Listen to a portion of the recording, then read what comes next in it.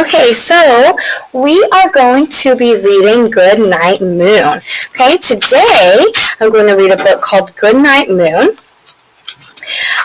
And while we're reading this book, I need you to be thinking and making a connection to this book, because all this week we're going to be reading words and thinking about connections that we can make to the book, from the book to ourselves or to our life or to something that we know.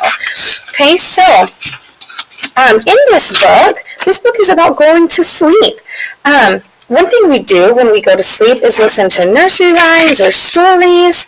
And I know a lot of people have different sleep routines for when you go to sleep. So what we're going to do is read Goodnight Moon and listen to this little bunny sleep routine. And then while we're reading, I want you to be thinking about what your sleep routine is, something that you do at night. In the great green room, there was a telephone and a red balloon and a picture of the cow jumping over the moon. So here's a picture of the cow jumping over the moon. This is one of the pictures in the bunny's room. And there was 3 little bears sitting on chairs, and 2 little kittens, and a pair of mittens, and a little toy house, and a young mouse.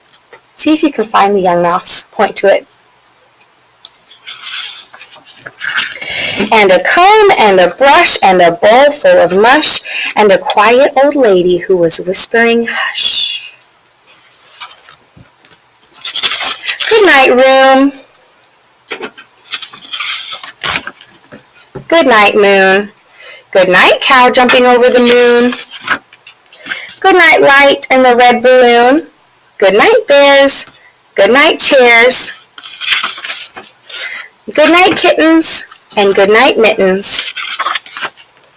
Good night, clocks, and good night, socks. Good night, little house, and good night, mouse. Good night, comb, and good night, brush. Good night, nobody.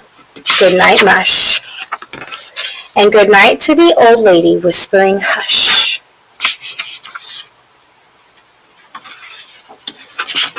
Good night, stars. Good night, air. Good night, noises everywhere. The end. And so now what I want you to do, if you need to go back and listen to me read this book again, you can rewind and listen to the story again so that you can get your brain juices flowing for what kind of connections you're going to make.